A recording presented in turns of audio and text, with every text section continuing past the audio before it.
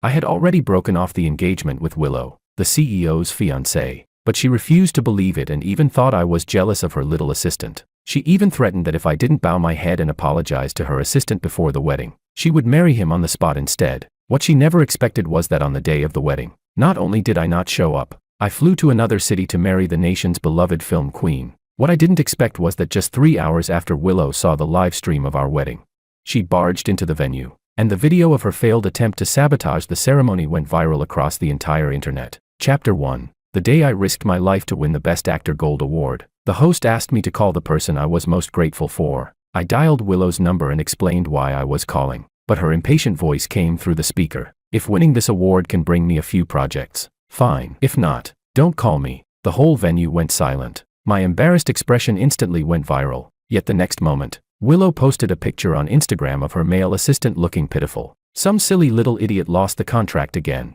but this time it only made me lose 100 million. That's progress. He deserves praise. Seeing that, I suddenly felt everything was pointless. I dialed the number of my arch-nemesis, the Best Actress. You were right. Someone who doesn't love me will never love me, even if I win Best Actor. A bet is a bet. I'll marry you. Then the wedding is set for 7 days later. I'll wait for you. Just after I hung up, Willow pushed the door open. Her eyes swept lightly over the trophy in the display cabinet. You're back from the awards ceremony. I won't be home for dinner tonight. Company gathering. Then she hurriedly grabbed a gift bag from the coffee table and left. I watched her back, unable to say the words, I want to talk about canceling our engagement. Forget it. It's only a verbal engagement anyway. 7 days from now, I'll be marrying Anna. Everyone in the city will know. My assistant David suddenly called me. George, the hotel for the wrap-up banquet is booked, room 808. Come quick. I immediately drove over. Unfortunately, right next to the private room in 807, I heard a familiar voice. President Liu is really generous to Makoto. This RM watch is a classic model, worth over 5 million. Right. Willow's lips curved with a faint smile. Makoto likes it, so I gave it to him as a year-end bonus. My whole body stiffened. Through the crack in the door, I saw Willow leaning in Makoto's arms, eating the shrimp he fed her in small bites. There was a banner on the wall. The adorable puppy boy toy lost 100 million again, and the beautiful CEO is working overtime to coax him. A waiter happened to walk out after serving dishes, and I hurried to put on my mask, pretending to ask casually, is this a company gathering? Why such an exaggerated banner?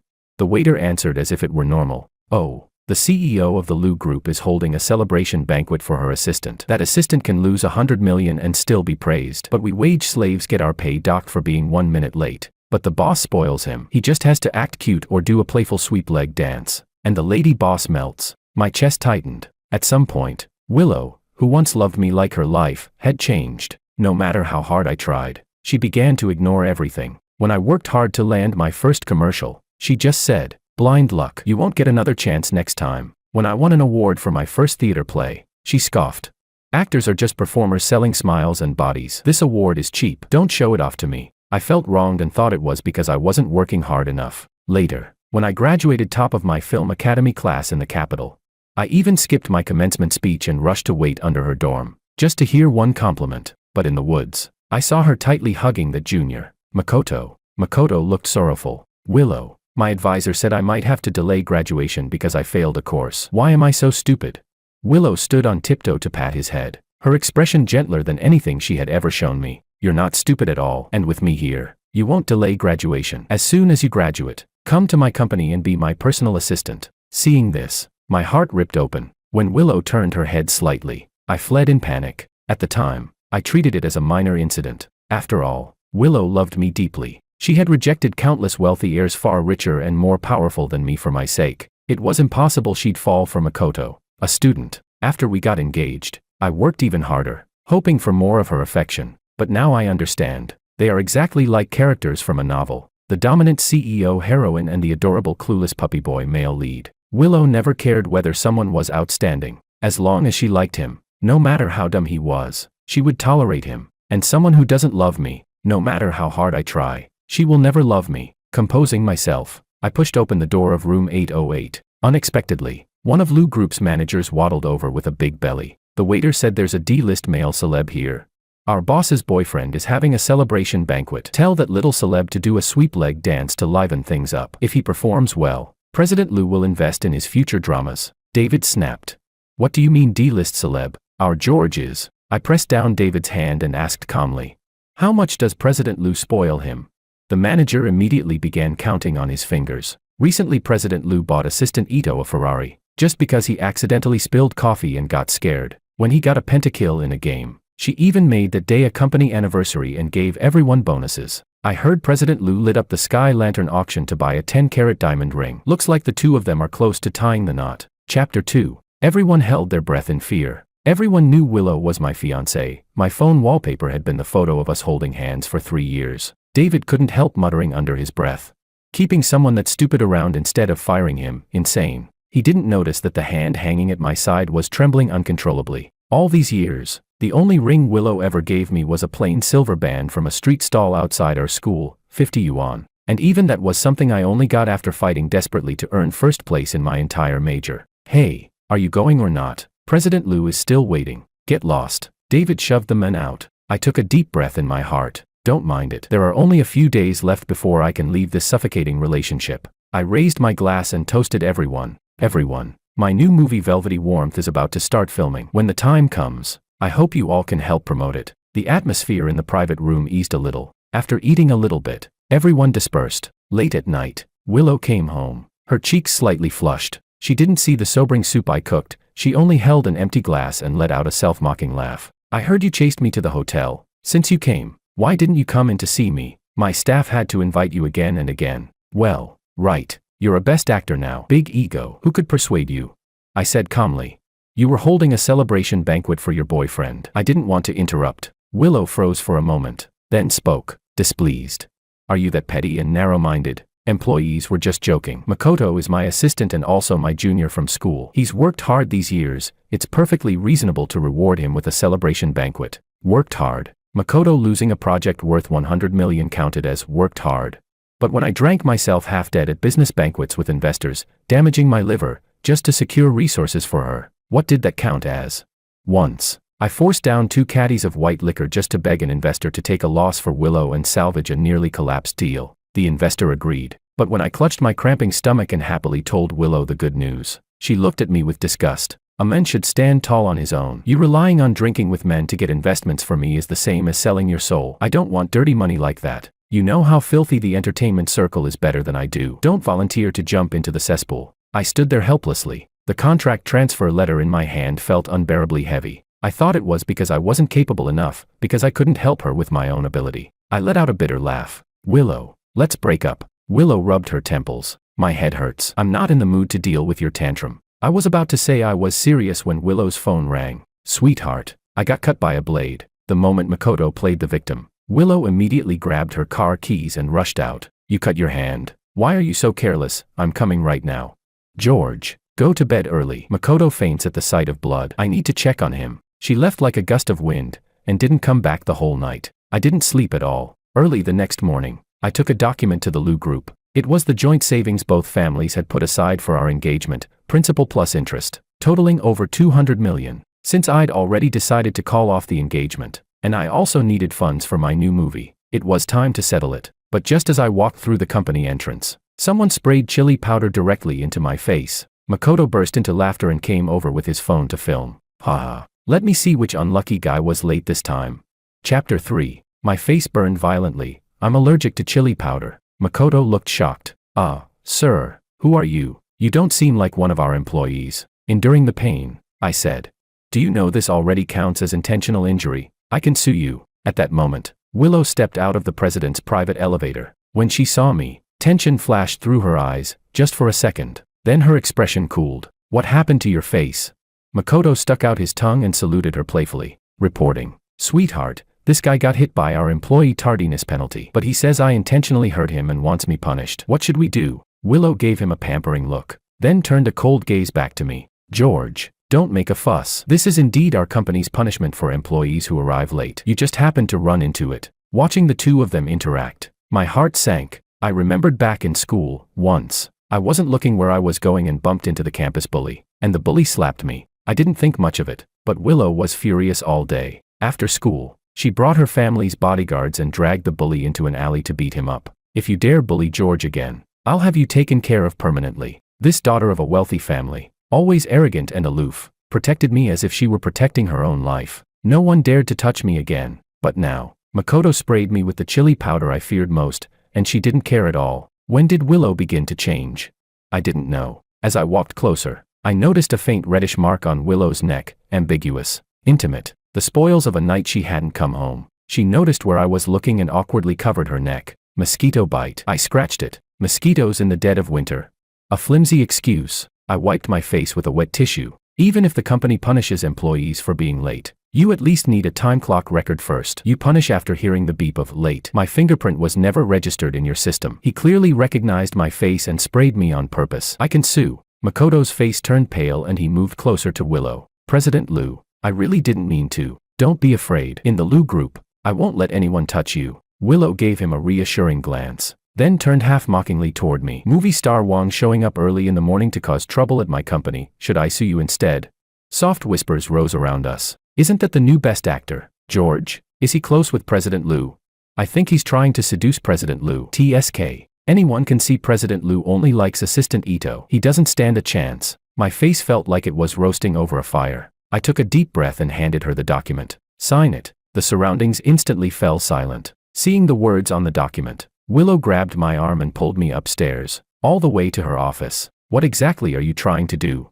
I said it yesterday. We're breaking up. We need to settle things. Willow narrowed her eyes, leaning back in her chair. What tricks are you playing now? I know you're jealous. Makoto is my junior. You throw a tantrum over me looking after him once, and you talk about breaking up. I don't have time to play house with you. Take your papers and leave. I put away the document. It didn't matter if she didn't sign. I only needed my portion of the funds anyway. As I turned to leave, Willow called after me again. Go apologize to Makoto. You scared him earlier. I said nothing. Even though I already knew this would be the result, my heart still hurt uncontrollably. A complicated look flashed through Willow's eyes. Makoto isn't like you. He's simple-minded and innocent. Don't use your entertainment industry tactics to scare him. Makoto came in with reddened eyes. Willow, I heard everything. I didn't know he was your fiancé. If I'd known, no matter how wronged I felt, I would never dare ask him to apologize. But in the next moment, I spoke gently to him. I'm sorry. Chapter 4. Willow hadn't expected me to apologize so quickly. Her expression froze in surprise.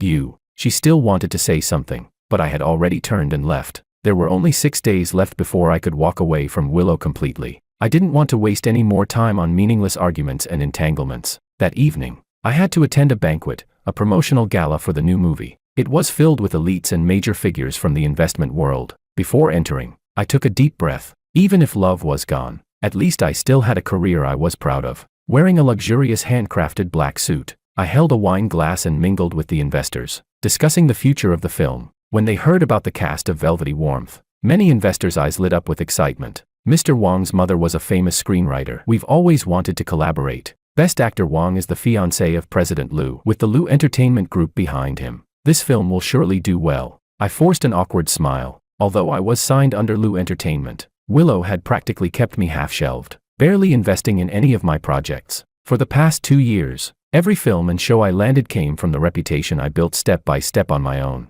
As the atmosphere reached its peak, a server pushed in a half-mental custom fondant cake. I had it made specially for the movie, fondant figures modeled after the main characters, costing over 100,000. Under everyone's attention, I walked toward the stage and picked up the microphone. The next second, Willow walked in, holding Makoto's hand. She wore a lake blue silk gown, while Makoto wore a matching blue suit, a perfect pair of matching couple outfits. The sight pricked at me sharply, but I had never informed Willow about the banquet, so why was she here?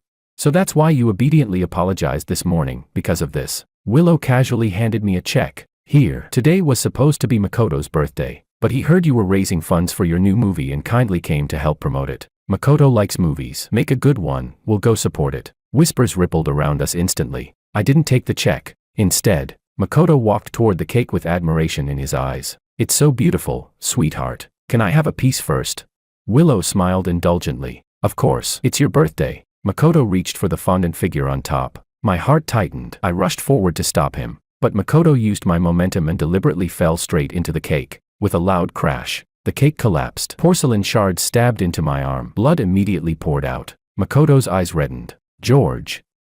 I know you hate me, but why did you push me? Blood mixed with cream and fondant, just like my chaotic, humiliating situation. Willow rushed over, but instead of looking at me, she shoved me aside and anxiously checked Makoto for injuries. Finally, She held his slightly swollen knee. It was just a cake. Why did you push him?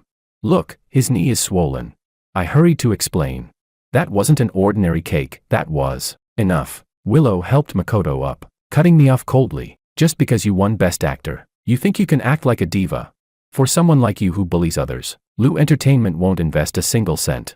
I stared at Willow in disbelief. The cake I had commissioned took the fondant master 3 days to craft. Every detail was symbolic of wishing the film's production to go smoothly. It was meant to be displayed, not eaten, and everyone had planned to take photos with it later. Now, because of Makoto's carelessness and clueless stupidity, the carefully crafted cake was ruined. The looks around us shifted from curiosity to judgment. People whispered behind their hands. Aren't the Liu and Wang families already tied by engagement? What's going on? People change. Look at how President Liu treats George. Obviously that guy is her real fiancé. The cake's destroyed. That's a bad sign. What if the movie flops too? Each piercing word stabbed into my chest. My eyes felt like ash. Willow, have you forgotten what this movie means to me? Something flickered in Willow's eyes. Surprise, guilt, confusion. Willow. Makoto cut her off with a bitter smile. I'm sorry, it's all my fault. I made George angry. Someone like me should just die instead. Willow's brows furrowed deeply. Ignoring the crowd, she held onto Makoto's hand. When they left, she even stepped on the fondant figure's face, crushing it completely. She left behind a scene of utter ruin, and blood still streaming down my arm. My face was pale as paper. I covered the wound, but still forced a polite smile. Sorry for the spectacle. The movie begins filming tomorrow. I hope all of you esteemed investors will continue to support us. I will deliver a work that satisfies everyone. Chapter 5. The perfectly good banquet had been ruined. Back in the lounge, as I treated my wound, my assistant David choked up. George, this is going too far. Everyone in the industry knows Willow is your fiancée. Isn't she publicly humiliating you by doing that? I stayed silent, staring at the gash several inches long on my arm. What I was really thinking was whether this would delay tomorrow's shoot. What hurt me the most wasn't Makoto's intentional sabotage. It was that Willow had long forgotten what velvety warmth meant to us. My mother had been a famous screenwriter. Velvety Warmth told the story of a poor orphan walking out of the mountains and achieving his dreams step by step. It was her final work. I was born into a treacherous wealthy family. My father's illegitimate children were eyeing the inheritance, and my mother had been my only source of emotional support. After she died, the only way I could obtain resources from my father was by winning everything. I couldn't let my mother's hard work be buried. I took her script and visited countless directors, but they all said that because the first half of the film needed to be shot deep in the mountains of Liangshan, and the scenes had to be recreated realistically, the filming would be difficult and costly. My father was heartless, and with his mistress whispering in his ear, he refused to give me a single cent. When I was at rock bottom, it was Willow who gave me the first investment. She came from a single-parent home. Her mother wasn't around, so my mother used to invite her to our house often. Willow had always been grateful. That day, Willow stood before my mother's grave, her eyes red. Auntie, I'll stay by George's side. From now on, every movie he makes, I'll finish with him. In that moment, I truly felt grateful to her, and because of that, I pushed myself so hard in the entertainment industry. Now, I had finally become a best actor, had my own place in the industry, and no longer needed to beg investors like a rookie. I never expected that the first person to stab me in the back would be her. David suddenly gasped beside me. George, that guy's smearing you online. Look. I quickly opened Instagram. The #1 trending post was, George shamelessly meddles in someone else's relationship. Makoto had just uploaded the video of me pushing him into the cake tower, along with a photo of Willow gently rubbing his wrist. The caption read, as long as you're by my side, any pain is worth it. Netizens flooded into my Instagram accusing me of being a homewrecker. Isn't this intentional harm? What kind of person is George? Someone like him deserves to be best actor. Poor Makoto. He looks so wronged. George is so dirty, he'll probably bully Makoto again. Everyone boycott George's new movie Velvety Warmth. A storm of negative comments poured into the movie's official page. Each sharp, accusing sentence felt like needles stabbing my heart. Assistant Tang rushed in, panicked. George, bad news, the investors want to pull out because of the scandal. Get PR working immediately. I'll call Willow. I dialed Willow. It rang over 10 times, but Makoto answered. Willow's in the shower. If you have something to say it to me. I took a deep breath. I have something urgent to discuss with Willow. Very important. Let her answer. Makoto gave a cold laugh. What does your urgency have to do with me? I'm injured because of you. Willow is cooking for me later. Did you know Willow took a chef certification last month just to take care of my stomach? George, you can't even keep a woman. What's the point of living? He hung up violently. When I tried calling again, the phone was turned off. My grip tightened on my phone until my knuckles turned white, but I forced myself to stay calm and posted on Instagram. I have never interfered in anyone's relationship. I have a fiancé, and in 4 days, our wedding will be held. Please do not slander my mother's final work. Within minutes, the video reached over 1 million views. I didn't yet know the real storm was coming. Back home, I began packing my luggage. Soon after, I collapsed onto the sofa from exhaustion. Thunder rumbled in my ears. When I opened my eyes again, a flash of lightning illuminated Willow's dark, stormy face. Chapter 6. I jumped in shock, only to be slapped hard across the face by Willow. Who told you to post online about us getting married? Are you trying to ruin Makoto? My cheek burned, but my heart was already numb. It wasn't me. I tried to explain, but Willow's brows were tightly furrowed. If it wasn't you, then who? You're the only one who hates Makoto that much.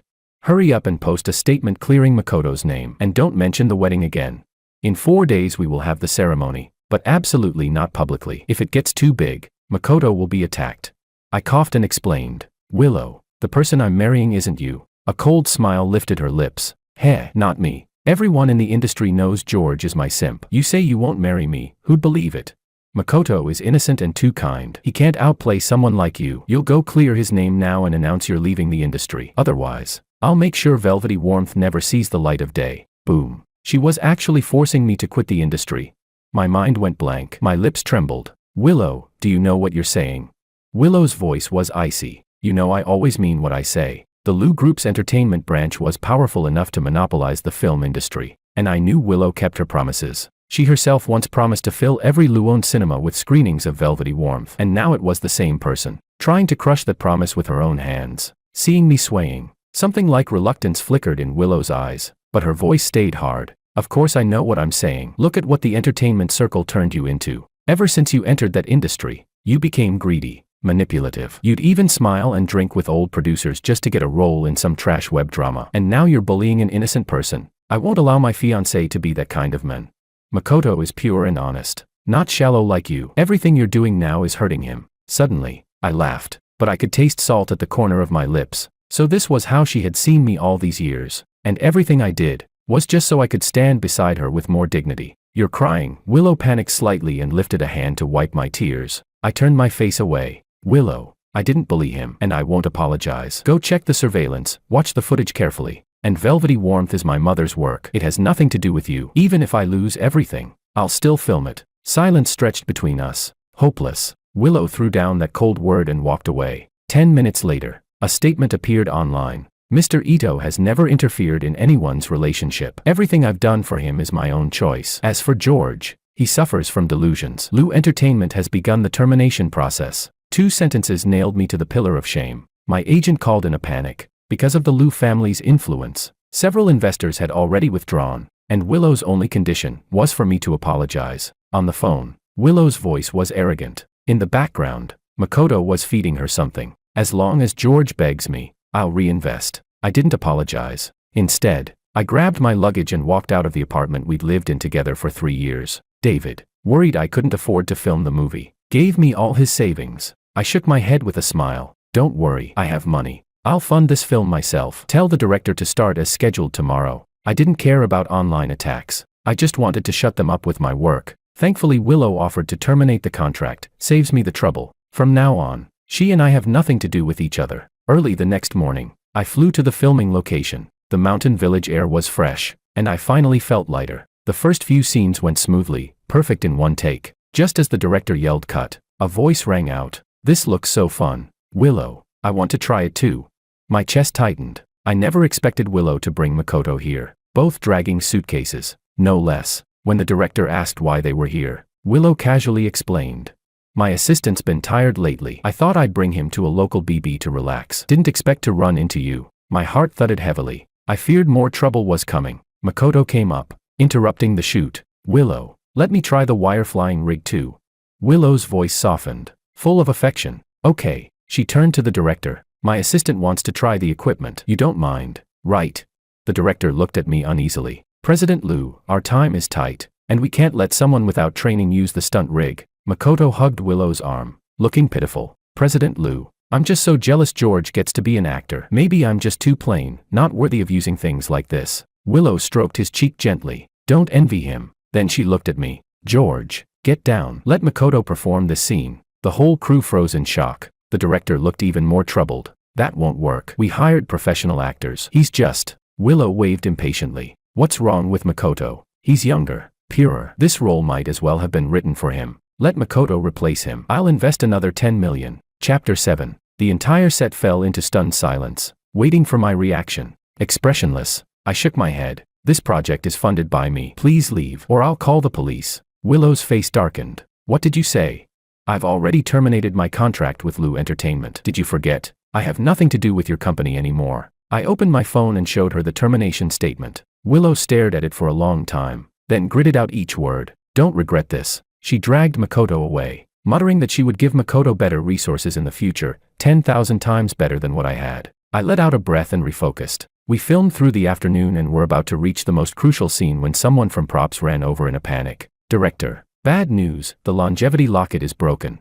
My heart lurched. I rushed into the props room. Makoto was standing there with a worried expression. On the floor lay the longevity locket, smashed into pieces. Blood rushed from my feet straight to my head. What did you do?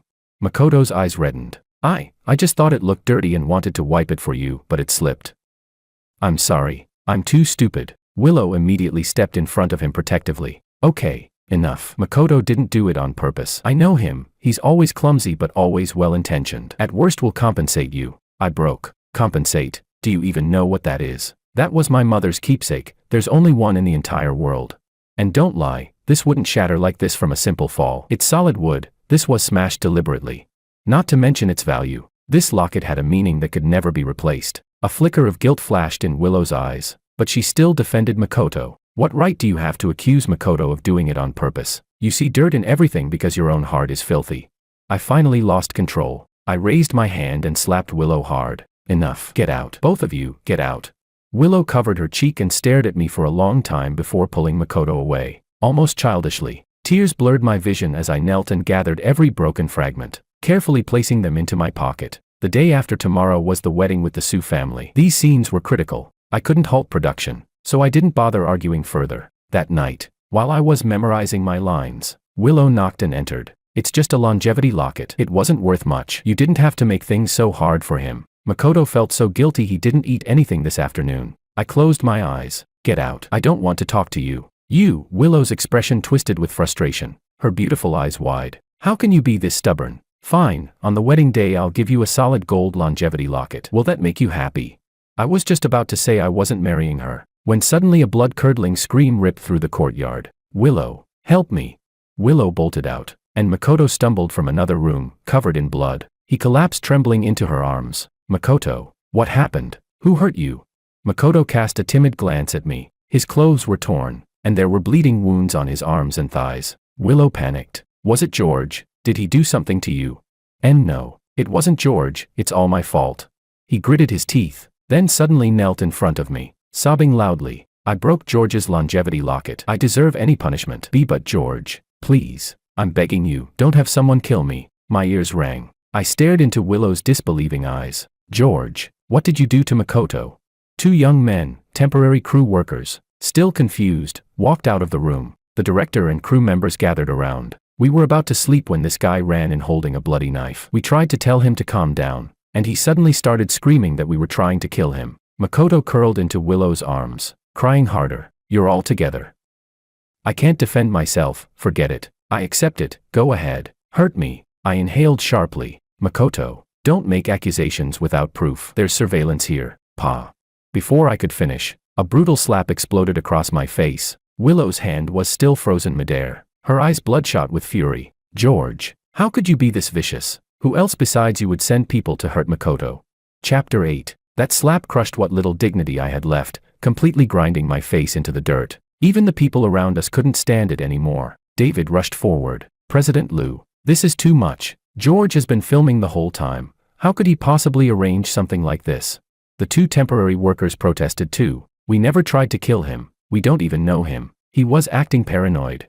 Willow's expression turned ice cold as she shot them a chilling warning. From today on, you're banned from the entire industry. Then, holding the trembling Makoto in her arms, she gave me one last cold glance. You'll pay for what you've done today. After they left, I collapsed onto the ground, completely hollow. Within hours, the entire internet was flooded with scandals about me. The public outrage kept snowballing, but I still had to force my shattered heart to keep filming. Time was money. I couldn't afford delays. Yet halfway through the shoot, a group of people stormed onto the set with sticks in their hands. President Liu said George must quit the entertainment industry immediately. He'll never be allowed to film again. You dared to hurt someone President Liu cherishes. We're here to teach you a lesson. Before I could react, a heavy stick slammed into me. Chaos erupted. Even the crew members were beaten. Stop. Please, take the money. Just don't touch my mother's script. But those crazed fans wouldn't listen. They smashed every camera. They burned my mother's script. They even recorded themselves laughing. President Liu, look, he's coughing blood now. He definitely won't be filming anymore. We burned his script too. Let's see how he films now.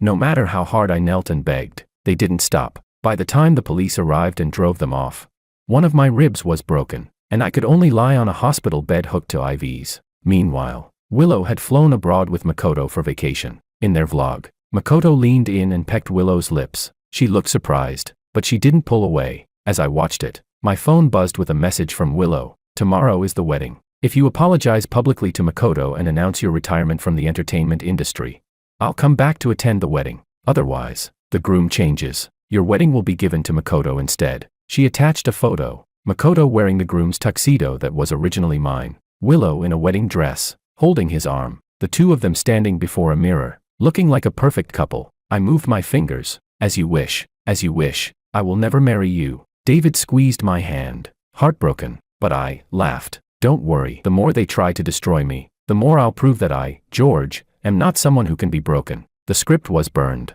but I had read it tens of thousands of times. I could recite it backward. Enduring the pain, I poured everything inside me into the performance. With the last functioning camera, we finally filmed the remaining scenes of velvety warmth. When the rough, battered shoot at last came to an end, I bowed deeply to the entire crew and doubled everyone's pay. Then I grabbed my luggage and boarded a plane to the capital. During the send-off, David held my hand with tears in his eyes. I smiled at him. Don't cry. Your brother is going to get married. Smile when you send me off. After the honeymoon, I'll come back and take you to film the next project. David finally laughed and wished me a safe journey. When I stepped onto the plane, my phone buzzed. Willow was calling. I didn't answer. I blocked her number and gazed out the window. Willow, from now on, the mountains are high and the roads are long. We will never cross paths again. Chapter 9. When Willow discovered she had been blocked on WeChat, she was trying on wedding dresses. Willow, this one is gorgeous too. Try it on. Makoto's voice carried a sticky sweetness Willow once loved,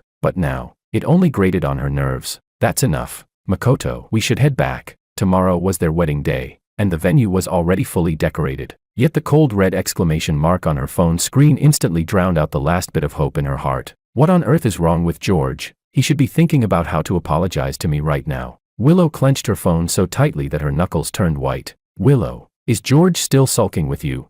Makoto leaned close, his hand naturally resting on hers. How about we go ahead with the wedding tomorrow? I'll wear the groom's suit and act it out with you. I understand men. George is clearly jealous and wants you to coax him. He's definitely stalking your every move right now. As long as we hold the wedding tomorrow, he'll be jealous enough to come running to apologize. You've treated him too well in the past, so he doesn't cherish you anymore and keeps throwing tantrums. Only when he sees his true feelings clearly will he realize you're the most important person. Looking at Makoto's gentle, understanding smile, Willow reached out and touched his face appreciatively. Makoto, you really are the sweetest. If he were even half as sensible as you, I wouldn't have to worry myself sick every day. But maybe this is good. Let him learn his lesson. Makoto's last sentence struck right at Willow's heart. Ever since George entered the entertainment industry, the men who used to be clean and pure had become stained and unfamiliar. As she spoke, she immediately held Makoto's hand and let him take photos to post online as an official announcement. Two hands held together, wearing wedding rings. With the caption, "We're getting married tomorrow," the post exploded instantly. The girlfriend of dating influencer Makoto was Willow of the Liu Corporation, and the two were getting married tomorrow. Seeing the rapidly rising views and shares, Makoto beamed proudly. See, Willow, I told you this would work. George will definitely see it. If you add another spark to the fire, I bet he'll be begging for your forgiveness in no time. Willow chuckled lightly. Go on then. What else do you have in mind? Makoto's smile grew even brighter, a flicker of desire flashing in his eyes. Since we've made it public, why don't we go register our marriage at the Civil Affairs office tomorrow? Getting the certificate will make it feel more real. Only then will George fully believe it. Willow went blank for a moment. Get the marriage certificate? It was indeed stimulating enough to make George realize his mistakes. But was it too much? Even though a divorce certificate could be obtained afterward, there was still a 30-day cooling-off period in between. Would George be angry, hurt? Just as she was thinking, Makoto suddenly looked anxious. Willow, you disagree?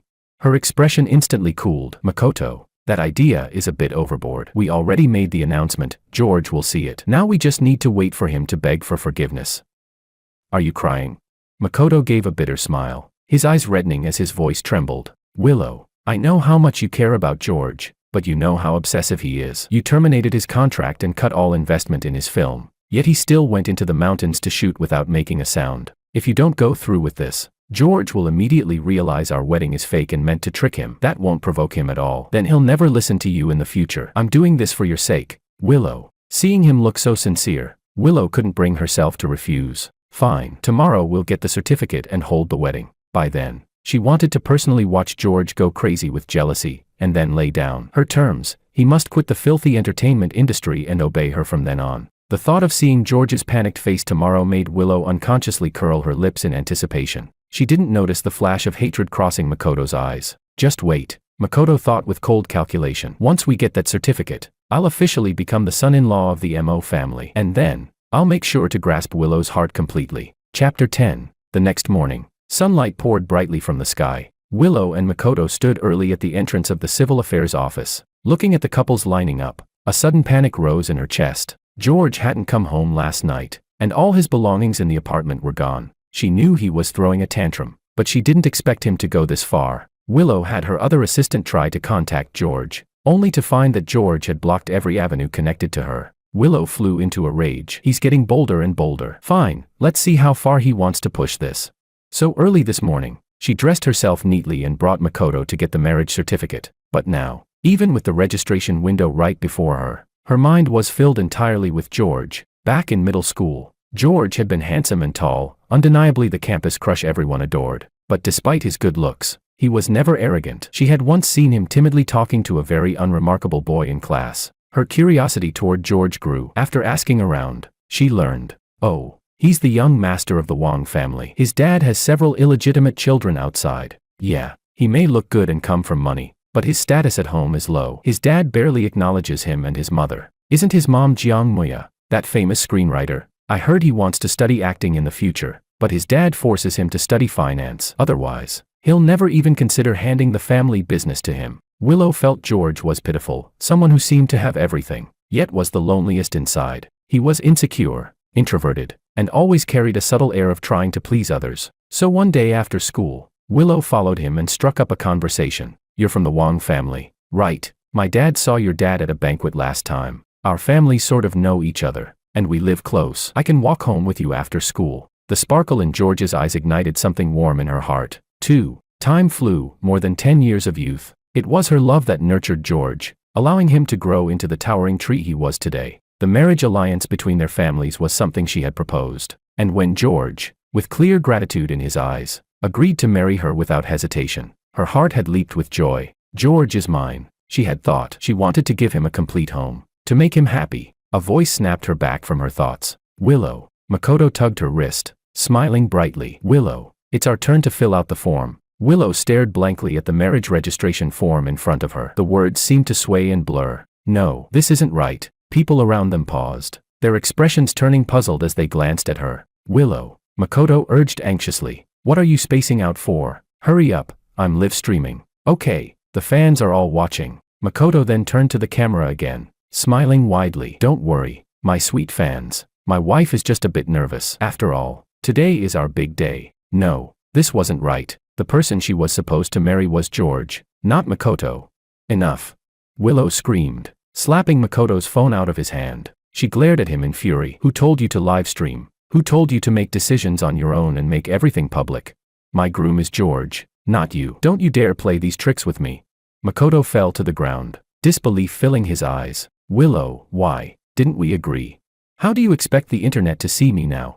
Heartbroken, Makoto ran out of the building. Chapter 11. Willow froze for a moment. Hearing the whispers around her, she ran out to catch up with Makoto. Sorry, Makoto, I wasn't targeting you. I'm just not feeling well. Let's forget about getting the certificate. I'll take you home first. Makoto lowered his gaze. Hiding the venom that flashed through his eyes, he still put on an understanding expression. It's okay, Willow, I understand. Willow breathed a sigh of relief. Thank you, Makoto. That house you liked last time, I'll buy it for you. Consider it a reward for helping me act this whole thing out. Without giving him a chance to refuse, she sent Makoto home and told him not to live stream anymore. But the moment she left, Makoto went insane. He smashed everything on the table and cursed wildly. Why can't you forget George?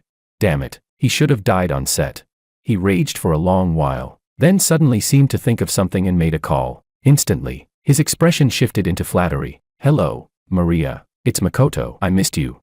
Willow tried everything she could but still failed to reach George. His empty home felt just like her heart at that moment. Luis, call George's friends immediately. Go check the clubs he frequents and the library. After giving the orders, another thought struck her. During an overseas trip, she had bought several collectibles at an auction. One of them, something meant for George, seemed to have been left at Makoto's place. It was a watch she had carefully selected, his favorite brand. Not the most expensive among the items she bought, but it suited George perfectly. She never said it was for him, and after bidding, it ended up mixed with the luxury goods she bought for Makoto. Now she needed to take it back, but when she drove to Makoto's building, she saw a luxury car parked outside. Willow recognized it instantly. It belonged to Maria, from a rival entertainment company, but Maria was a wealthy socialite. Why would she be living here? Her heart tightened as she went upstairs. The door to Makoto's apartment was ajar, and clothes were scattered from the entryway all the way into the bedroom. It was obvious how intense things had been. Standing at the bedroom doorway, she saw an obscene scene. Baby boy, you're so wild. Willow still hasn't touched you, has she? TCH. Someone like her, so fake and pretentious, why would she touch me? She's still thinking about George, but I'll win her over soon. Then I'll make sure she invests in your project. Maria laughed seductively, running her hand over Makoto's abs. You're impressive. I heard you were the one who encouraged Willow to ruin George's reputation. Makoto wrapped his arms around Maria, who was older than his own mother, and kissed her hungrily. Of course, I just acted pitiful, and Willow destroyed George's entire career for me. When it comes to acting, I'm the one who deserves that Best Actor award. Maria, don't worry. Sooner or later, I'll make all of Lu Entertainment ours. Chapter 12. The sounds coming from the bedroom grew increasingly filthy. Standing at the doorway, Willow felt her scalp go numb, and her blood rushed from her feet straight to her head. So everything had been a lie. Makoto had been deceiving her all along. She forced herself to stay silent, resisting the urge to storm in and beat the shameless pair to death, and quietly left. At the top floor office of Lu Entertainment, Willow slammed the computer on her desk in fury. Immediately, dig up every piece of dirt on Makoto. A few hours later, her assistant returned with a thick stack of documents in his arms. It's all here, President Lu. He hesitated. There are also some files about Best Actor George. You might want to take a look. The more Willow read, the more terrified she became. Her hands trembled violently. So back then, George had even gotten hurt because of her.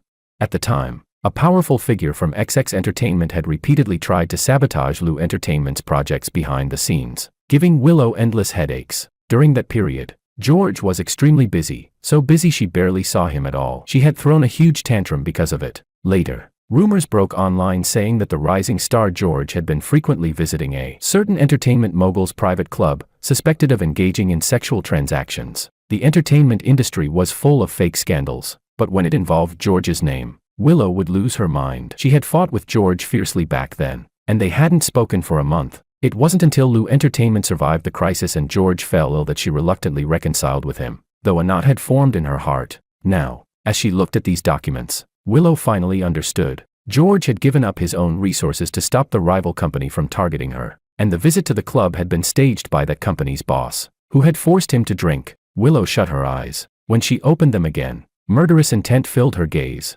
Makoto. It turned out Makoto had been a serial scammer even in the past. He had slept with a female teacher in high school and repeatedly tried to break up other people's families. Later, afraid of being sued by the teacher's husband, he fled to North City for college, where he met her. George had never harmed him. In every situation afterward, it had been Makoto scheming behind the scenes. And she had hurt the men she loved most because of this vicious liar. Makoto, that damned bastard.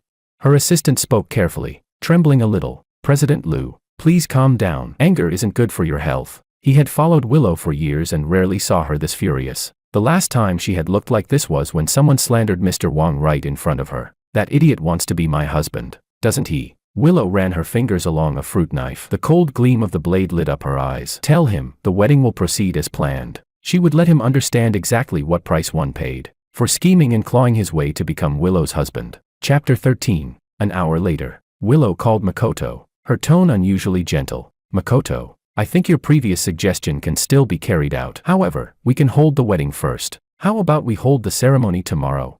Makoto sounded tired over the phone, but after hearing her words, he instantly perked up. That's wonderful. Willow, I'm so happy. Oh no, I'm happy for George. I'll start preparing right away. I'll make sure to play my part perfectly tomorrow. As soon as the call ended, an assistant knocked on Makoto's door. Mr. Ito, these are the documents President Liu asked you to sign. Makoto blinked. What documents? Expressionless, the assistant replied. They're share transfer agreements President Liu specifically prepared as a reward for you. The moment he heard the word shares, Makoto couldn't contain his joy. Without even looking, he eagerly signed his name. After the assistant left, he fantasized about his future life as a wealthy man while going to shower. Seeing the ambiguous red marks all over his body, he grimaced in frustration. I need these to fade quickly. I was planning to seduce Willow in the next few days. If she sees them, it'll be over. Thinking about the riches soon to come, Makoto was too excited to sleep that night. The next morning, he arrived at the wedding venue as instructed. Inside the dressing room, he slipped into the custom-tailored luxury suit he had dreamed of. His heartbeat quickened as he admired the $1 million watch on his wrist. His vanity swelled, and he immediately started a live stream. Babies, I'm about to get married. Send me your blessings. Viewers flooded into the live stream, and bullet comments quickly filled the screen. Didn't they cancel the wedding? Why is there a ceremony again? Didn't Willow say she'd only marry George? What's going on? Makoto, be careful. You might just be a prop in their play. Makoto scoffed at their warnings. Don't misunderstand. My babies. My wife just misspoke last time. Her heart belongs only to me. As for that scandal-ridden so-called movie star, he's probably already out of the industry. The wedding began. Under everyone's gaze, Makoto walked step by step down the red carpet. At the end stood Willow, dressed in an exquisite wedding gown, stunning as a goddess. The sight made his cheeks burn and his heart race. It felt like his dream life was finally within reach. Makoto reached Willow's side and held out his hand. But the next second, the stage lights suddenly went dark. Something cold snapped around his wrist, a handcuff. Makoto flinched. Willow, what is this? An improvised wedding performance? Hey, why are your hands so rough? In the darkness, Willow's voice emerged, cold, demonic, chilling to the bone. Open your filthy eyes and take a good look at who you're holding. The other end of the handcuffs was attached to a woman weighing at least 200 pounds. She looked over 50, with greasy hair stuck to her forehead, rolls of fat, what seemed to be skin issues, and a foul stench radiating from her entire body. Who are you? Let go of me. Willow, what do you mean by this? Why did you handcuff me to someone else? Willow stood to the side with her arms crossed. She smiled, but her eyes held no warmth at all. So, Makoto, do you like the wife I picked for you?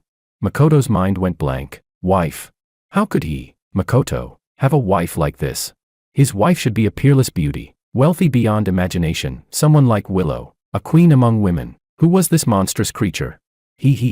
Hubby, I'm Laura, the woman said with a wide grin. President Liu has given me to you. You'll take good care of me from now on. I'll give you a big, healthy baby boy. The sour, stomach-churning stench of her breath hit him straight in the face. Makoto turned pale and dry-heaved. The next second, a group of rural couples rushed onto the stage, beaming with deep smile lines. They clung tightly to Makoto's arms. President Liu, this son-in-law you chose for us is great. He looks strong, good for the bed. As agreed, we'll take him back to our village now. Don't forget to transfer the money you promised. Willow smiled lightly. Don't worry, you'll get every cent. Makoto was dragged toward the exit, his face ashen with terror. Willow, what are you doing? Weren't you the one marrying me? You. Marrying you? Willow let out a cold laugh. Her eyes filled with disgust. You must be dreaming. You. Makoto, what are you? You think someone like you is worthy of being my husband? My husband has always been George. In my life, I will only ever marry him. Chapter 14. Makoto struggled desperately, but he couldn't break free from the handcuffs, especially with a 200-plus-pound woman chained to him. No, I refuse to marry this pig. Let me go, or I'll call the police. Laura lifted her hand and slapped Makoto hard across the face. Who are you calling a pig? Let me tell you, I'm the one who slaughters pigs back in my village. And you still want to run? Listen carefully. Once you enter our household, you can forget about ever leaving. You'll be working every single day. Hurry and come back to the village with us. Having children doesn't wait for anyone. Laura's mother jabbed Makoto's forehead with her sharp fingernail. You unlucky brat. You dare treat your wife like this before even entering the family. You need a good beating. Once you're in our home, there'll be plenty of chores for you. If you don't help our Jean give birth to 2 big sons, we'll break your legs. Seeing that Willow had no intention of rescuing him, Makoto finally broke down. Willow, what you're doing is illegal. I'm still live streaming. My fans won't let you off. Live streaming. Perfect. Willow picked up his phone, faced the camera, and spoke clearly. My fiancé has always been George. We grew up together as childhood sweethearts. Today should have been our wedding, but Makoto ruined it. And yesterday, Mr. Makoto personally signed an agreement stating he was willing to marry Laura. She immediately held up a document, the same share transfer agreement the assistant had given Makoto the day before. On the surface, it looked like a share transfer contract, but the attached clauses stated that he must marry the person Willow designated and must never return to North City. As for the shares, the company named in the contract was a debt-ridden empty shell. There were no real shares at all. Makoto's eyes widened. His voice cracked sharply. You tricked me, you filthy bitch. What did I ever do to deserve this? The viewers, who had just been insulting Willow, were stunned. Then Willow released the video of Makoto and Maria in bed together, along with even more incriminating evidence. She also retrieved the original footage of Makoto pretending to be assaulted on set and framing George, security camera recordings she had pulled up. Seeing each piece of solid evidence exposed, Makoto's legs gave out, and he collapsed to his knees, crying pitifully. I'm sorry, President Liu, it's all my fault. I shouldn't have been delusional and tried to hurt George. Please, spare me. I don't want to marry this fat pig. Save your words. Use the rest of your life to repent. Willow didn't even bother to look at him as she let Laura's family drag him away. The wedding venue erupted into chaos. Many reporters had already streamed the entire scene live. The explosion of drama sent shockwaves across the internet, but Willow didn't care about any of it. She opened Instagram and sent a message across the internet to George. George, I'm sorry. I misunderstood you because of many things before. Please, give me another chance. In her hands, Willow held roses and a ring, standing before a backdrop made of countless photos of George arranged into the shape of his face. Facing the camera with deep affection, she said she was waiting for her one and only groom to return. George, do you remember the promise we made when we were kids? I said that as long as you wanted to make movies, I would open an entertainment company just for you, and I would always be your strongest support. I would always shield you from the wind and rain. That promise still stands. If you are willing to come back, you will forever be my one and only groom. To show her sincerity, she even brought out 20% of her company's shares and offered them to George. The post instantly hit over 1 million likes and shot up the trending charts. Opinions online were mixed, but many were touched by Willow's bold, heartfelt pursuit, praising her as a deeply devoted woman. Others said that since Willow hadn't actually cheated in any concrete way, she could be forgiven. Satisfied, Willow nodded and told her assistant to buy more traffic. Hurry, get my post to the top of the trending list. George must see it.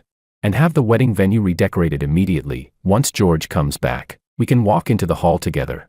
The assistant rushed off to carry out her orders. She spent hundreds of thousands, finally pushing the post to the #1 spot on the trending chart. Willow exhaled, feeling slightly relieved. The post was extremely sincere. She was certain that with the bond between her and George, once he saw it, he would understand the secret signal from their childhood. But only a few minutes passed before an even more explosive headline was pushed to the very top. President Liu, something's wrong, look at this. The assistant handed her the phone with trembling hands. Breaking. Best actor, best actress tie the knot.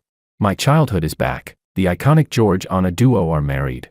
Seeing this, Willow's mind went blank. Her entire body felt cold, as if her blood had frozen. No, no, this is fake. George loves me so much. How could he possibly marry someone else?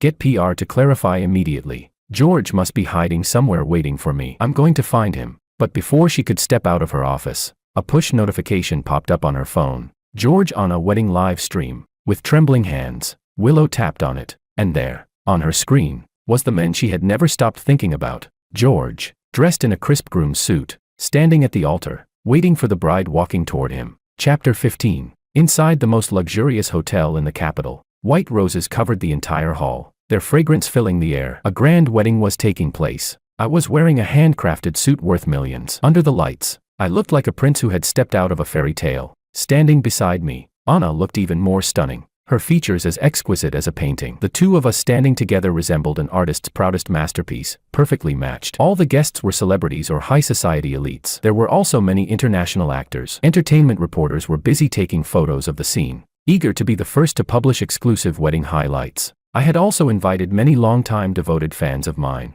Oh my god, this Best Actor times Best Actress centuryship is too pleasing to the eye.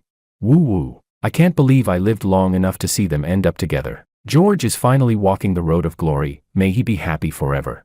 The host, also a well-known figure in the entertainment industry, couldn't help but sigh after finishing his opening remarks. Everyone here is an old friend of the showbiz circle. Feel free to chat openly. Today, since you two finally ended up together, do you have any stories or emotional journeys you'd like to share with us? Anna and I exchanged a smile, emotions swirling in our eyes. Of course we do. Our story is a long one. When I first entered the entertainment industry, my very first drama had me acting opposite Anna. Anna came from a family of traditional performing arts. She had always worked diligently in the field and never had any romance rumors with male actors. To perfectly portray a character, she once jumped into icy seawater in the dead of winter and had even been severely injured while filming action scenes. I deeply admired Anna's professional dedication and took her as a role model, but we argued all the time. We were originally an on-screen ship, yet also longtime rivals. We often clashed on set at the slightest disagreement. Anna had once mocked my acting so sharply that I'd always assumed she disliked me, but it was also Anna who, time after time, did everything she could to help me secure opportunities, shielded me from forced drinking during social events, and thoughtfully gave me hangover medicine whenever she saw I'd had too much. Once, when my low blood sugar acted up on set, she immediately dropped everything, went out to buy food, and brought it back to me. She would frown and complain about how uncouth I looked while wolfing down my food. Yet she secretly filled the locker in the break room with all my favorite snacks. Every little bit was her love, but at that time, I had fallen head over heels for Willow and was blind to any other woman. When I showed off, pretending it was unintentional, that Willow and I were engaged, Anna blew up at me for the first time. George, have you lost your mind? You're willing to marry just anyone? I shot back instantly. Wow, Miss Movie Queen. I'm choosing a wife, not a script. Who are you to tell me what to do? Anna called me a love brain, saying I'd regret it one day. And she was right, I was a love brain back then. Stubbornly defending Willow, we ended the argument badly, but not long ago, when I was being torn apart online and everyone avoided helping me because they feared Lou Entertainment, including fellow celebrities and other entertainment companies. It was Anna Sue who used her PR resources to clear the public opinion for me. It was also her who offered me a way out when I was terminated, saying that if I was willing, Sue Entertainment was ready to sign me anytime. When I had endured humiliation after humiliation and finally boarded a plane to the capital to find her, that proud, cold face of hers held nothing but distress for me. Don't want to marry me? Too late. A bet's a bet, you lost. Thinking about all this, warmth filled my chest. Actually, Anna and I got together thanks to a bet. But I want to make it clear, I didn't marry her just because of that bet. It was Anna who taught me that only at the lowest point of your life can you truly see who stands by you. May we spend the rest of our lives together, never parting until our hair turns white. In an instant, applause erupted from the audience. The diamond ring I had custom-made sparkled brilliantly under the lights. It was the only one of its kind in the world. I had personally crafted the ring setting myself, showing how much effort I had put into it. I slipped the ring onto her finger and looked at how perfectly it fit her ring finger. My eyes grew wet. The wedding I had dreamed of for so long was finally being realized by the woman standing before me. The next second, the host asked, "Mr. George, do you take Miss Anna to be your wife, to never abandon each other?" I heard my own clear and steady voice say, "I do." Anna and I kissed deeply, happiness overflowing from us both. But just when the wedding reached its climax, a sharp, furious voice suddenly rang out, "I object. You can't get married." Chapter 16. Everyone froze for a moment. Willow walked quickly from the entrance to stand right before me, her eyes bloodshot. Her dress was wrinkled, and the hair she always kept perfectly styled was now messy. Sweat covered her forehead. It was obvious she had rushed here. Even though it had only been a few days, she had changed quite a bit. Only the arrogance and self-importance in her eyes remained exactly the same. Willow stared at me intensely, her chest rising and falling violently. She had always dodged accompanying me to try on wedding outfits, saying she was too busy with work. So this was the first time she'd seen me in a groom's suit. My looks were striking, my aura exceptional. It made her heart tremble uncontrollably. And this handsome groom was supposed to belong to her. She would never allow anyone else to take me away. Willow said in a heavy voice, "George, stop fooling around. I know you're throwing a tantrum and getting jealous, but there should be a limit. How can you secretly marry someone else behind my back? End this farce right now and come back to North City with me. Our wedding can begin immediately." She reached for my wrist. Before I could even respond, Anna pulled me behind her in a dominant, protective motion. "Miss Lou." Anna narrowed her eyes. Breaking up a marriage is worse karma than tearing down 10 temples. What you're doing right now is pretty immoral. Willow glared coldly at Anna Sue, a mocking smile on her lips. Ha! I just didn't expect that the one stealing my men would be you. Queen Sue, enough. Stop wasting time. George, come with me. She grabbed my wrist, but I flung her hand off coldly. President Liu, you've crossed the line. I turned around and picked up the 2 bright red marriage certificates from the best man's tray. Sorry, but we've already registered our marriage as legally recognized husband and wife. If you try to drag me away in front of my wife, wouldn't that count as kidnapping? I originally planned to show off the marriage certificates during the lovey-dovey segment, but Willow's sudden appearance pushed the timing forward. Willow's pupils trembled violently. She stared at the certificates, examining them carefully until her eyes landed on the embossed official seal of the Civil Affairs Bureau. George, you must be doing this on purpose to upset me, right? You don't love her. We've been together for so many years. Her legs seemed to lose all strength as she stumbled back 2 steps. Around us, whispers began to spread. Many of the guests were fans who shipped me and Anna. These fans were battle-hardened veterans. They immediately rushed forward to confront her. Wow, you really have the nerve to say our queen is stealing your men. Exactly. Who even are you to him? Don't you have a boyfriend? Someone immediately pulled up the old lovey-dovey couple vlog of Willow and Makoto. The internet never forgets. Didn't you already go public with Makoto? And now you dare try to leech off our best actor's popularity? Right. Traveling the world with Makoto. Posting kissing videos. Are you not disgusted with yourself? Willow's face turned pale. It's not like that. Makoto means nothing. I never loved him. I only cooperated with him for vlogs to piss you off. I admit I had selfish motives. I wanted you to quit showbiz. But everything I did was to protect you. Hearing this, I couldn't hold back a cold laugh. Protect me? You really dare say that? Your so-called protection was letting Makoto slander me again and again. Letting him bully me. Your so-called protection was terminating my contract and smearing me online. Letting me take the full brunt of the hate. Your so-called protection was sending people to wreck my filming set and burn my mother's script. Willow's expression went blank. Wait, I never told anyone to burn the script. Anna let out a small, cold laugh, looking at her with open contempt. President Liu, are you suffering from early-stage dementia? PFF. I couldn't help but laugh out loud. If it's not dementia, how can someone forget what they themselves have done? Anna made an exaggerated "oh" of realization. I get it. President Liu, you probably spent too much time clinging to that Makoto and lost a few brain cells. Don't worry, we won't judge you. You can go to the Sue family's private hospital. We'll give you a discount. I squeezed Anna's hand. I had long known how sharp her tongue was. I didn't expect her to go even harder when facing Willow. No.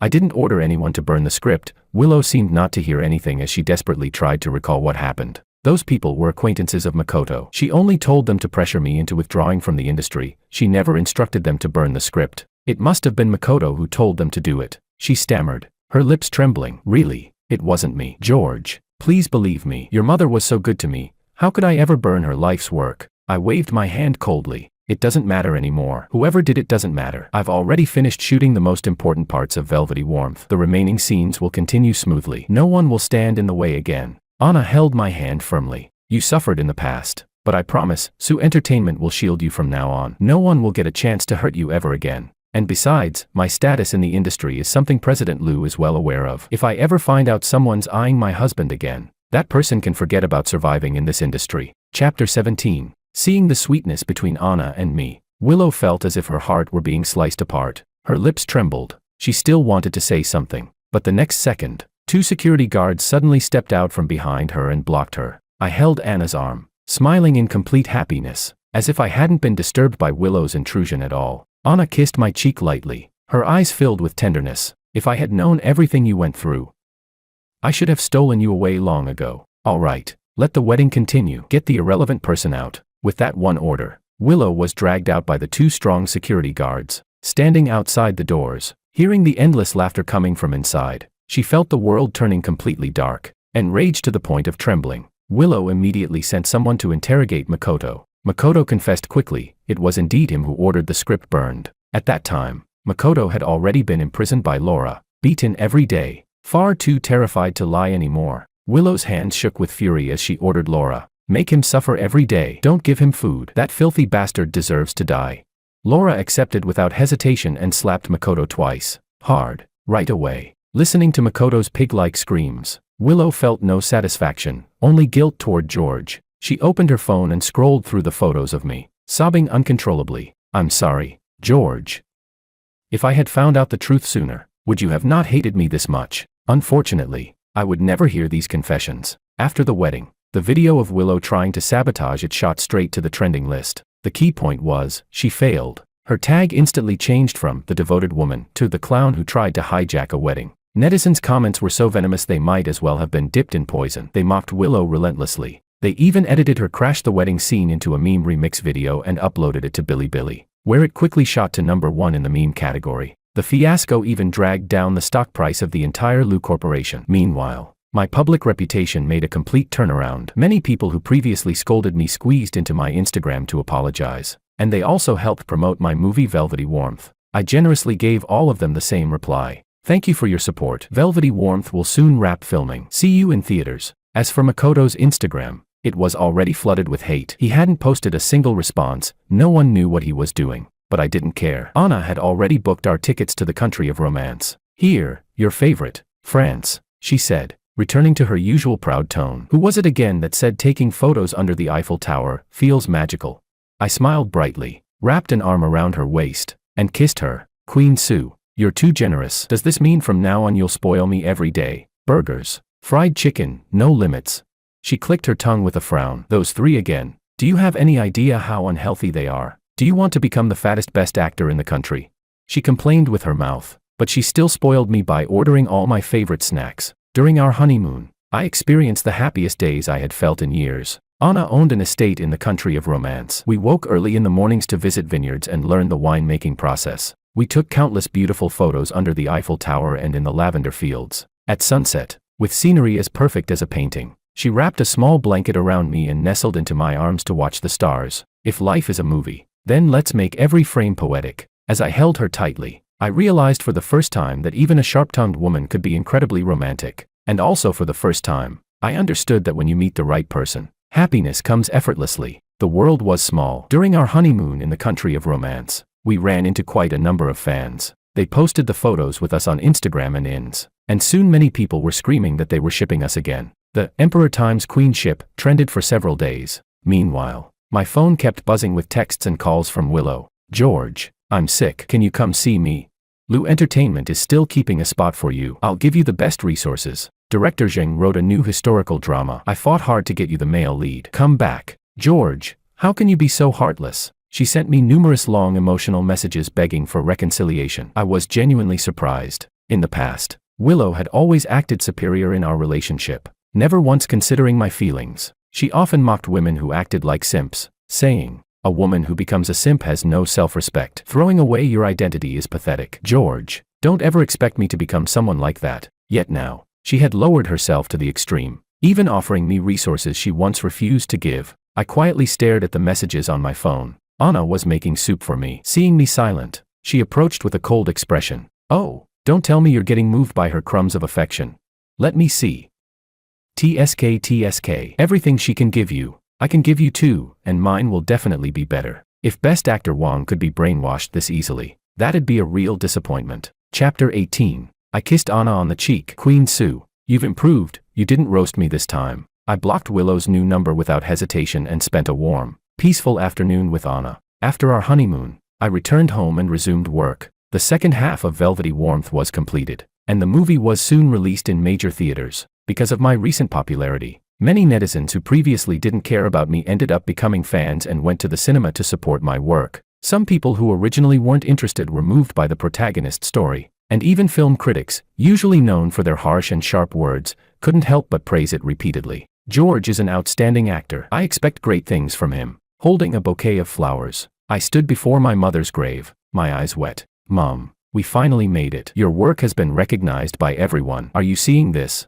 Anna held my hand and bowed deeply to the gravestone. Mom, please rest assured, I'll stay by George's side and love him well. I won't let him suffer even the slightest grievance again. Sunlight fell upon our tightly interlocked hands, the warmth spreading hotter between us. The little daisies before the grave bent lightly in the breeze, as if my mother were nodding from the heavens. Time passed quickly. 3 months went by in a flash. After 3 months of sweet, sticky love, Anna flew abroad for filming. I never expected that beneath her proud and haughty princess-like exterior, she was actually clingy like a kitten. Every day she sent endless calls and messages. No matter how busy she was, she still shared her location with me, telling me what she was doing. And I loved this, because in the past, Willow often disappeared for long periods. I used to pace the house in anxiety, worrying but afraid to ask too many questions. Willow would scold me for meddling, and accuse me of being paranoid. But Anna always gave me peace of mind. With love nourishing me, my complexion improved a lot. One day, after filming a commercial, I walked out of the studio and saw Willow. She looked even thinner than last time, her complexion awful. I tried to walk around her and leave,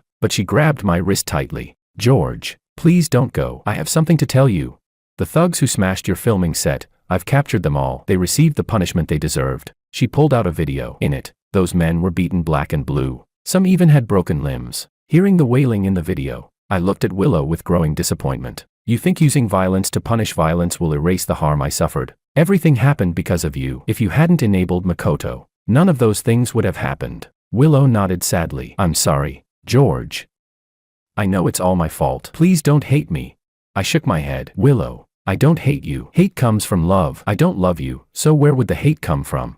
But she still wouldn't give up. "So marrying Anna means you're in love? How long have you even known her? You know how messy this industry is. Anna is a best actress. There must be plenty of guys around her. Aren't you afraid she'll cheat on you?" "Willow, what about you? Didn't you cheat on me long before anything else?" I gave her a contemptuous look. "My relationship with Anna is none of your business. Besides, I know my own heart well. I love her, and I will only ever love her. And you, haven't you cheated on me countless times? What right do you have to question anyone else's character?" I shook her off and got into my assistant's car, leaving without looking back. But I underestimated Willow's persistence. While processing emails, my assistant received yet another collaboration request from Lu Entertainment, the third time. "George, Lu Entertainment contacted us again. They insist on collaborating and are offering a huge profit margin. It's a project with the foreign director Peter. Lu Entertainment is heavily investing. Their condition is inviting you to play the male lead. What do you think?" I rubbed my forehead, exhausted. Willow had reached out so many times. No matter how many numbers I blocked, she always found new ones. Even after her mask was torn off, she was still clinging desperately, trying to win me back. While I was troubled over how to finally cut ties with Willow once and for all, another call came in, from a variety show. "Hello, George. Sorry to bother you. Would you be interested in joining our program?" I was slightly stunned. The show was called Heartwarming Kitchen, a cooking-based variety show I had always wanted to join. I loved cooking, often sharing small dishes with the staff on set. I had even trained my cooking skills for Willow's sake back then. Joining a show like this could boost popularity and improve my culinary skills, two birds with one stone. But when I was under Lu Entertainment, Willow had mocked the idea. "George, are you planning to switch careers and become a chef? You know I hate the smell of oil. You like showing your face on TV that much. You just can't sit still, can you?" I had felt wrong but didn't dare argue, missing the opportunity completely. Thinking about it now, Makoto once said Willow even took a chef's certificate test for him. Truly ironic. "George, the show will be filmed on a small island in the South Pacific. The filming is fully enclosed with provided accommodations. Will your schedule allow it?" I immediately answered with excitement. "Director, I'll join the program. I want to be the head chef." Chapter 19. The director was overjoyed and soon sent me the contract. With funding from Su Entertainment, the production team immediately began promoting the show online. George joins Heartwarming Kitchen, with a mysterious guest assisting. The post was followed by a video of me showing off my neat knife skills and whipping up a perfectly made sweet and sour fish within minutes. As soon as the news was released, netizens exploded with excitement. "Never thought I'd live long enough to see my idol cooking. This show is a must-watch." I've already pulled out my little stool. Oh my god, George is the ultimate dream man, looks, acting, and cooking. If you knew I stan George, you'd agree I live a blessed life. The video comments were overwhelmingly positive, and I couldn't help but laugh. I realized that after leaving Willow, my career was skyrocketing as if someone had turned on cheat mode. Not only that, I gained unconditional support from the person I loved, and more than enough freedom. Anna never interfered with my choices. She only supported me quietly from behind. That alone made her 100 times better than Willow. While fans were collectively celebrating, Lu Entertainment could no longer sit still. Willow sat behind her CEO desk, her expression dark and frightening. In the video, I was smiling as I fed Anna a spoonful of chicken soup, asking gently, "Honey, is it good?" Fans went wild in the comments, saying they were shipping us like crazy, and even turned our cheek-touching frames into reaction gifs. Willow's eyes instantly reddened. "George, how could you fall in love with her?" Like a thief hiding in the shadows, watching what she once took for granted, her heart felt like it was being cut open with a dull knife, and she could do nothing about it. Her fingertips hovered over my face on the phone screen, but she couldn't touch me at all. Why? Why wasn't she the one standing beside George now?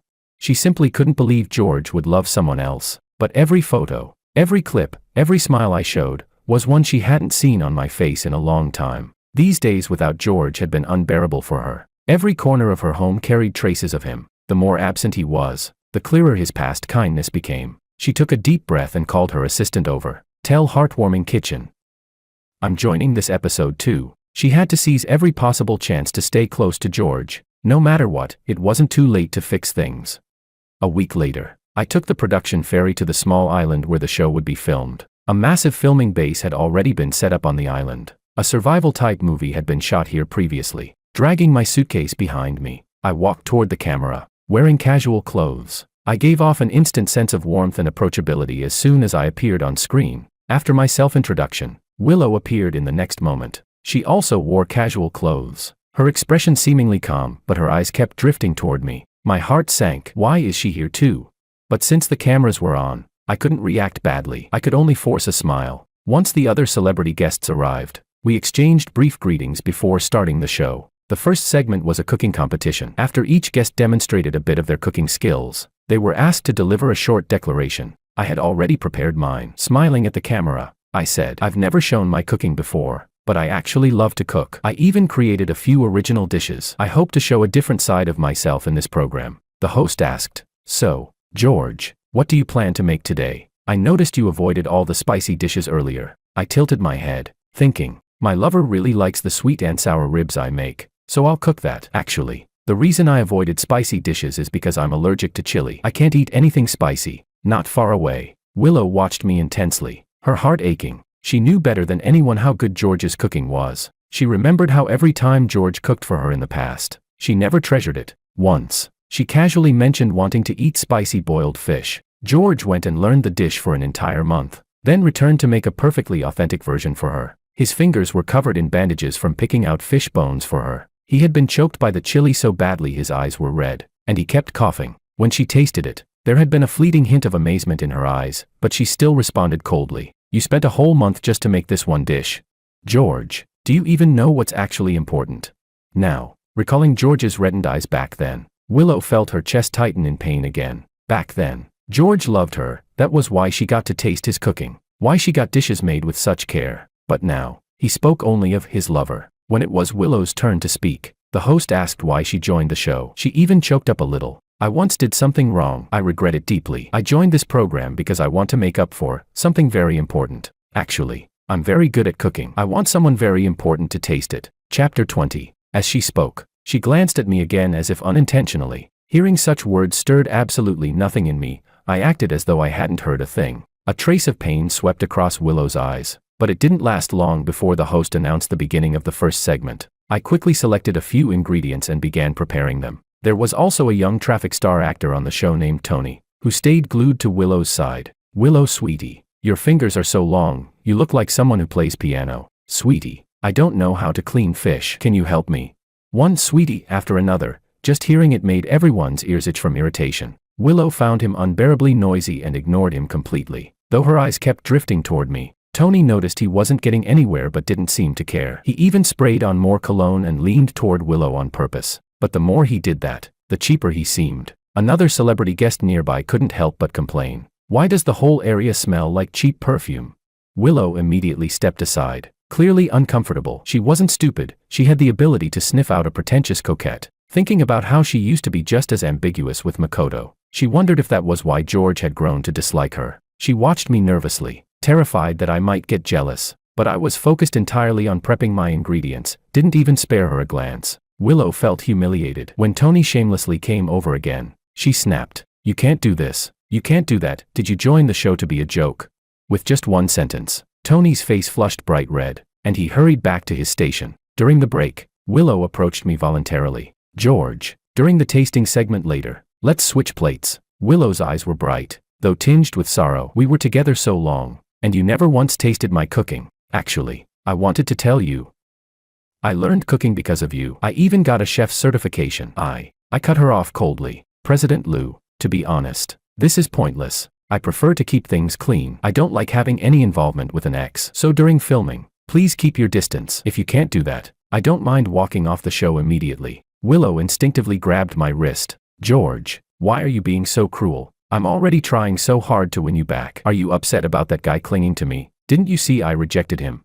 I don't need you to win me back. I pulled my wrist free and wiped it with disgust. It was laughable. Back then, when I cared about her relationship with Makoto, she never kept her distance. She even acted close to him right in front of me. Now that we have nothing to do with each other, she avoided a completely irrelevant minor celeb and came running to brag about it. Willow, that's enough. When we were together, I never once ate anything you cooked, but Makoto did. Everything you should have given your fiancé, you gave to someone else, and now that we're over, you suddenly want to be good to me. That only makes you seem cheap. And honestly, don't treat Tony so coldly. You didn't even reject someone like Makoto. Tony is at least an entertainer, better than Makoto's level by far. Listening to my merciless sarcasm, Willow's face turned pale, yet she couldn't refute a single word, because everything I said was true. Filming resumed, and I presented a plate of perfectly glossy sweet and sour ribs. Even the professional chef judge praised it endlessly. During the tasting segment, Willow didn't care about the cameras at all. She practically wolfed down the food. She felt as though if she didn't eat more now, she might never get to taste my cooking again. Meanwhile, Tony served a disastrous-looking eggplant dish and got eliminated in the first round. He tugged on Willow's sleeve with teary eyes, begging her to try it. Willow's face darkened. She ignored him completely. For several episodes in a row, Willow kept trying to get close to me. I was incredibly annoyed and eventually asked the director after filming ended, "Director, why didn't you tell me Willow was joining? If I had known she'd be on this show, I would never have come." "Don't worry. Best Actor Wong, a show is a show. If she bothers you, I'll have the assistant director keep you two separated." But my frustration didn't fade. To stop thinking about it, I focused entirely on cooking. The director, of course, was cunning. Everyone knew Willow and I had a history. Her joining meant guaranteed sky-high ratings. Sure enough, as soon as the behind-the-scenes clips of the first episode aired, netizens erupted. Why is Willow so shameless? My best actor Wong ignored her and she still brought up old drama on her own. I don't want to see Willow. I just want to watch my idol cook. A proper ex should behave like they're dead. Why is she plastering herself onto a variety show? No matter how badly people scolded her, Willow didn't care. Instead, she worked desperately hard, trying to catch up to me. Just as Willow was racking her brain on how to win me back, the show's mysterious guest finally arrived. I had been zoning out until the doors slowly opened. Anna walked in wearing matching couple loungewear with me. Chapter 21. I froze for a moment and couldn't help calling out, "Anna." So Anna was the mysterious guest the production team mentioned earlier. I honestly hadn't expected it. She had hidden it so well, and she was supposed to be filming abroad. How did she even find time to come? Anna seemed able to read my mind. She blinked at me playfully, surprised. "Hubby." The camera immediately switched to a close-up of me. When my eyes met Anna's, it was as if my gaze brightened by a whole shade, carrying a hint of excitement. It was the kind of genuine happiness you simply can't act. Willow's face instantly darkened. "Why are you here?" "I'm here to support my husband." "Of course." Anna shot Willow a disdainful look, then wrapped her arms around me and kissed me. "Is that a problem?" "But honestly, I get to eat my husband's cooking every day, so whether I come here or not doesn't really make much difference." Then the production team played a vlog on the big screen, footage of Anna abroad, talking with the film crew. "My husband is a real chef in the kitchen. I'm insanely picky with food, and my favorite thing is his cooking. When does this show start airing? Can you invite me as a judge? I'll even come in as an investor." Willow's expression grew uglier by the second. I couldn't help laughing. "So you were planning this surprise for me all along?" "I had no idea. You're too good at hiding things." Anna replied with her usual proud flair. "I'm an acting queen, remember? How could I let you see through me that easily?" The whole crew was melted by how sweet we were. And with the messy triangle interaction between the three of us, the director immediately told post-production to add more special effects to that segment. After that, I kept interacting with Anna, sweetly feeding her, taking photos together. Willow clenched her fists so tightly that her lips trembled, but there was nothing she could do. We were a married couple with a certificate. She was nothing. When filming finally wrapped, Willow could only slink away with her tail between her legs. Back home, anytime she thought of George and Anna's interactions, her heart twisted like it was being shredded. Another 3 months passed in a blur, and Willow kept trying everything she could think of to contact me. She didn't even know what kind of spell she was under. She just knew that no matter what, she wanted to get back together with me. She took a step forward and pulled a thick little notebook out of her pocket, her eyes slightly misty. "But, could you give me one more chance? Let me finish these 100 things for you." I recognized the notebook at a glance and stiffened. Suddenly, I remembered, those 100 little things were a promise Willow and I made at the very beginning. Back when we were in the heat of our relationship, I'd asked Willow to promise me, if one day we fight or break up for any reason, we have to do 100 little things for each other. Willow had thought it childish at the time, but she still agreed. All 100 little things were couple activities to be done together as a pair, like kissing at the highest point of a Ferris wheel, taking photo booth sticker pictures together, going to an aquarium to see dolphins. That little notebook recorded the 100 things we were supposed to do together, though we never finished the list. Thinking about it carefully, it was probably around the time Makoto became Willow's assistant that we stopped doing any of it. George, give me another chance, please? Willow's voice shook as she walked toward me. You know I hate clinging and pestering someone, but when it comes to you, I just can't help it. I took a deep breath, my feelings suddenly complicated. Willow, do you know? I once almost died because of you. Her pupils trembled. What did you say? It's true. Do you remember when I was supposed to film the historical drama Phoenix? I had a tumor in my brain at the time and needed surgery, but just because your assistant Makoto said his friend wanted my role, you forcibly replaced me. Then your people shoved me off to the far northwest. The rough travel made my condition worse, and I had no choice but to undergo surgery out there. But the hospitals there couldn't compare to the medical facilities in North City. I had to grit my teeth and endure for half a year before I recovered. When I finally told you, you thought I was just jealous and competing for attention, and told me to stop making trouble. Seeing the bitter smile at the corner of my lips, Willow felt as if her heart were being sliced apart. She wanted nothing more than to beat herself to death. You can go investigate it properly now. Makoto must have peeked at my medical report, otherwise he couldn't have come up with something that vicious. If you really want to do 100 little things for me, then do me a favor, start by getting justice for me back then. Chapter 22. Willow drove through a muddy dirt road and stopped in front of Laura's house. In the yard, a bloated man was feeding pigs, cursing under his breath. It was Makoto. He heard the horn, looked up, and instantly recognized Willow's car. His eyes lit up as he ran toward her excitedly. Willow, it's you. You came to take me back. Right, I knew you would. Before he could finish, Willow signaled the bodyguard, who kicked him straight into the pig trough. Makoto let out a scream that sounded exactly like a pig being slaughtered. Laura and her mother rushed out when they heard the noise. Seeing it was Willow, they didn't even dare to breathe loudly. President Liu, you're here. Is something wrong? Did this useless man anger you again? Willow lowered her head coldly, meeting Makoto's terrified eyes. I'm asking you, when George had a tumor in his brain, you already knew, didn't you? For a split second, guilt flickered across Makoto's face. What tumor? I didn't know anything. Willow understood instantly. Willow, please believe me, I really didn't know George was sick. Willow kicked him hard in the stomach, nearly folding him in half. How dare you lie? If you hadn't asked me to give your friend George's role, he wouldn't have been forced out of the crew. His condition wouldn't have worsened. You knew everything. You provoked George on purpose. You harmed him. Earlier, Willow had gone to the company to dig up the truth. Makoto's friend, who stole George's role, still wasn't famous, now a TikTok live stream seller. When Willow caught him and asked him directly, he broke down and confessed everything. In the video, trembling, he said, President Liu, I told you everything. It was Makoto who told me to steal George's role. He said as long as George died from the pressure, then your husband would be him.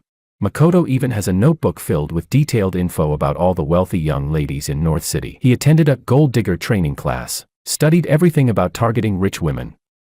Yes, he knew long ago that George was your fiancé, and he deliberately approached you. At that moment, Makoto finally realized he was completely doomed. He trembled as he tried to explain, but a loud, stinging slap cut him off. Makoto, you're courting death. I'll make sure you understand the price of provoking me. Willow threw a check for $500,000 at Laura. This $500,000 is yours, but I have one request. From now on, treat him like livestock. Work him like a beast. Make sure he never lives one peaceful day again. He is to work until he dies of exhaustion. Die.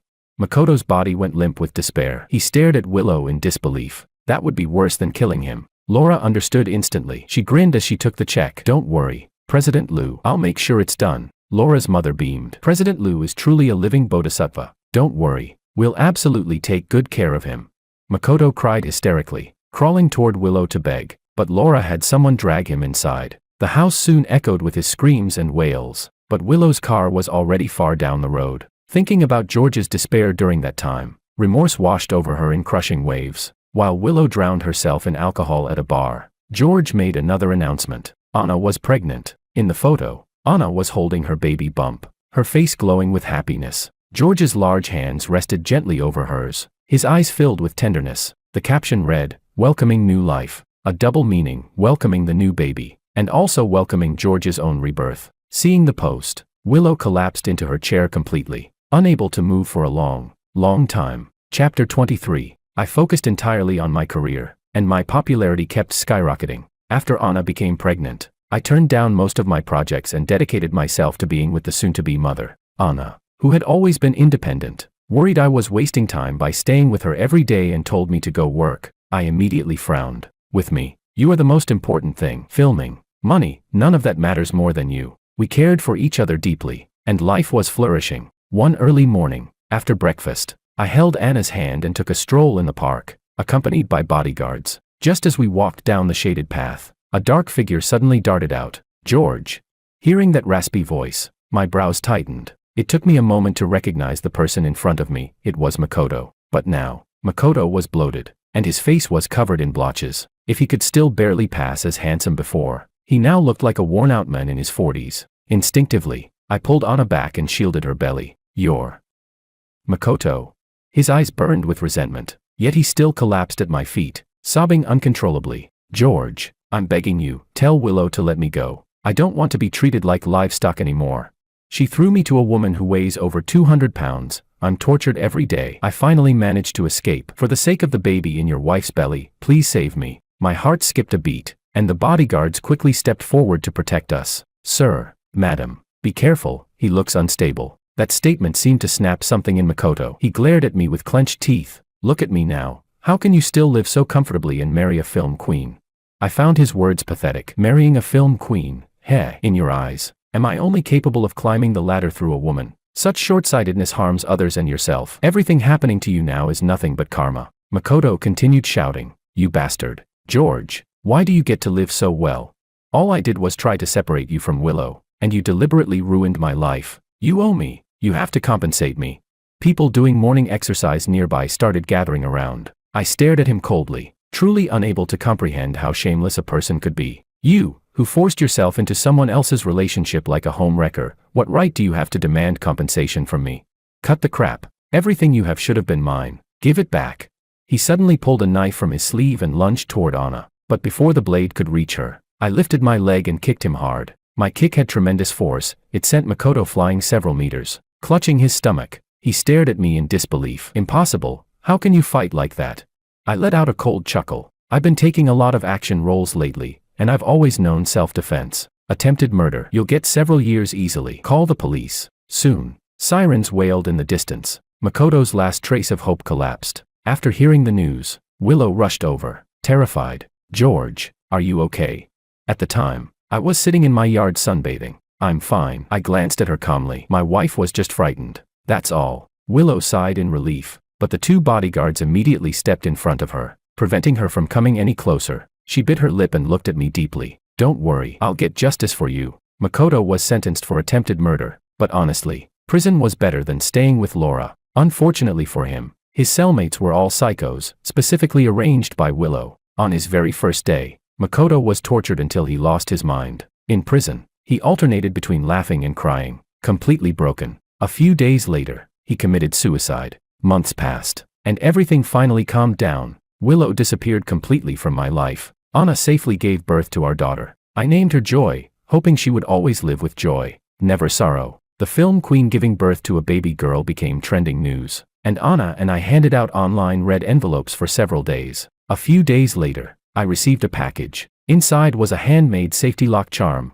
almost identical to the one my mother once had. It was hand-carved by Willow. From the delicate craftsmanship, I could imagine how seriously she had worked on it. George, I'm not asking for forgiveness. I just hope you'll accept this as a gift for your daughter. For the rest of my life, I'll do good deeds and pray for you and your little girl. My feelings were complicated, but I kept the charm anyway. Behind me, Anna called softly. She was holding our baby in her arms. Smiling gently, I put away the charm and walked toward my wife and daughter, filled with happiness. And from that moment on, Willow and I were truly finished, forever.